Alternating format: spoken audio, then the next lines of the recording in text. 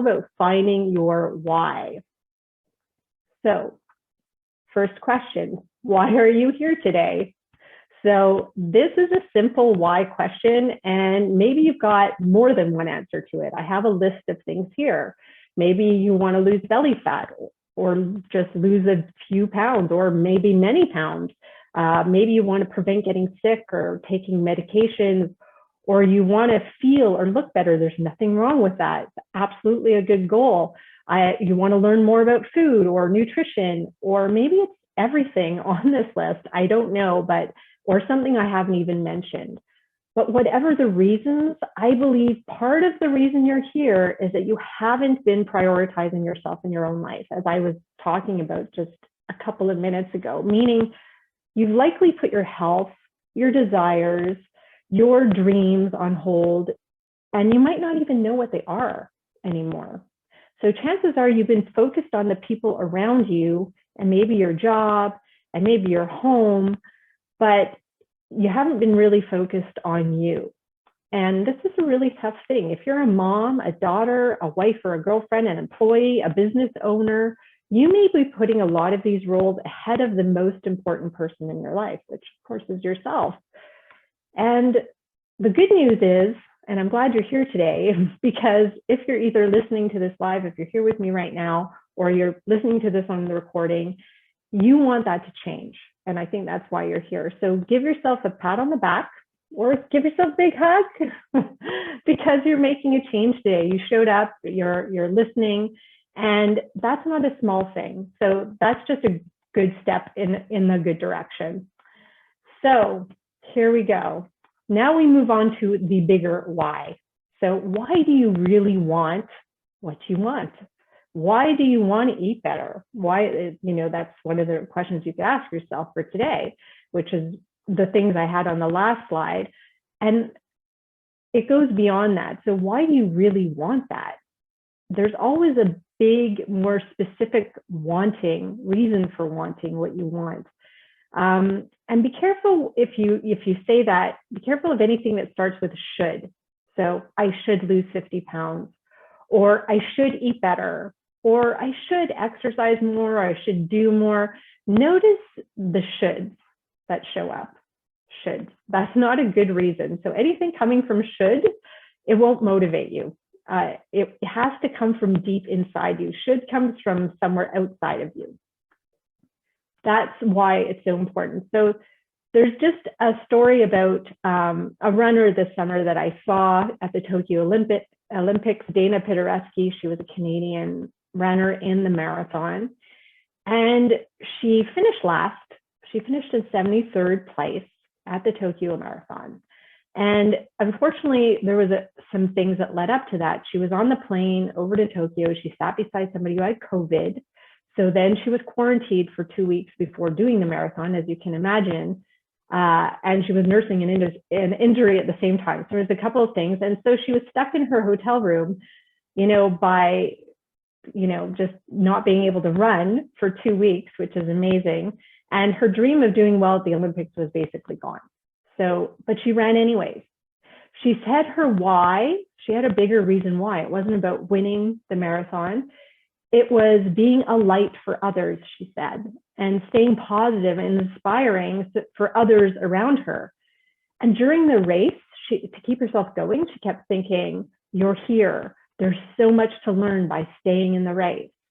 Her why became to learn more about the marathon and learn more about herself, because maybe she'd qualify next time. And if she kept going, even when she kept going through this whole thing, even 15 women dropped out. The weather was horribly hot and she finished.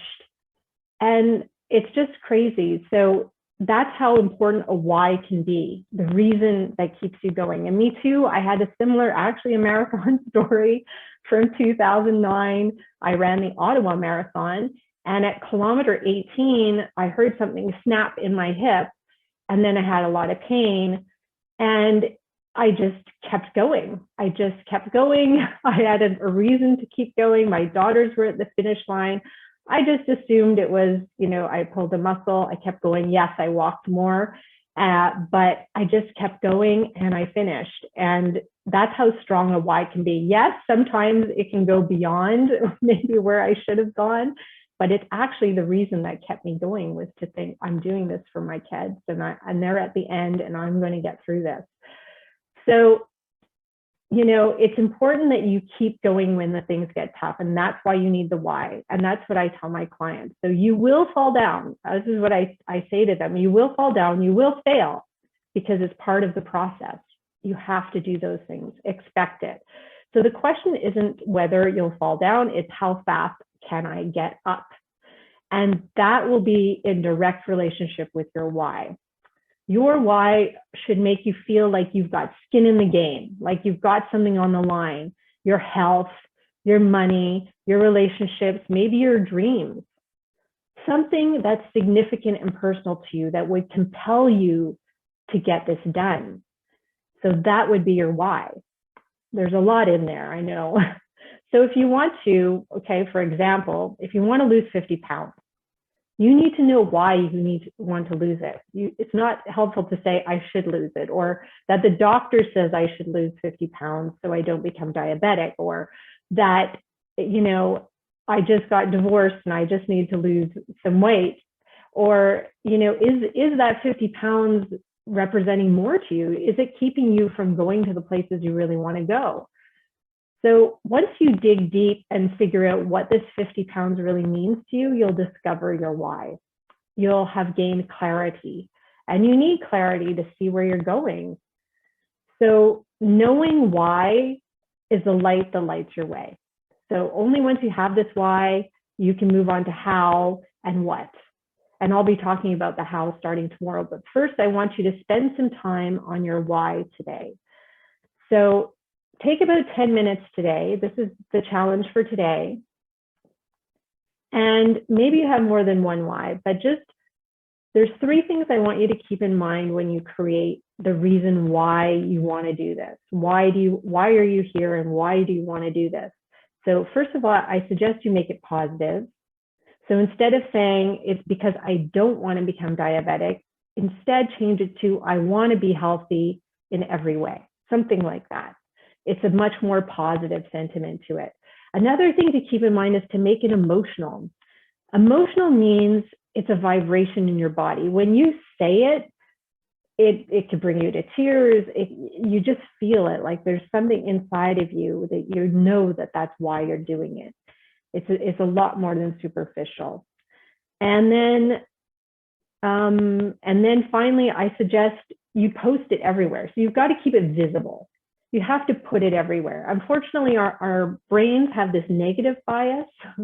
So we're constantly thinking of the negative things, but if we could just post why we're doing this everywhere, in your car, in your bathroom mirror, beside your bed, all these good places where you're going to go, on your fridge, on your pantry, remember why you're doing this and why it's important to you. So whatever you need to do, be creative and just put it everywhere. So it's easy to get lost in your routine of life, and that's why we've got to do this. So we always think that we're going to remember, but old habits, they take over way too easily. So the emotion of it will propel you forward. So for example, let's say for this 5 why exercise, your why number 1 is, why do you want to lose weight? And maybe your answer is, I want to look better. And then, so you ask yourself why again, say, why do I want to look better? Well, I want to feel better about myself. I want to feel more confident. Okay, well then why number 3 would be, why do I want to feel better? Why do I want to be more confident? And your answer might be, well, then I could get out there and meet someone. And then maybe your why number 4 is, why do I want to meet someone? And maybe the answer to that is, well, I want a connection with someone. I'm lonely and I want somebody in my life. So you get to this why, and maybe we don't go even down 5. Maybe at number 4, you figure out, wow, that really hits me. I'm lonely. Oh, that could be very emotional. And it's not really anymore about weight loss. It's about, I'm lonely and I want connection. I want somebody in my life. It's a feeling. It's that feeling of being loved. It's that kind of feeling that you want to come from when you do your 5 whys.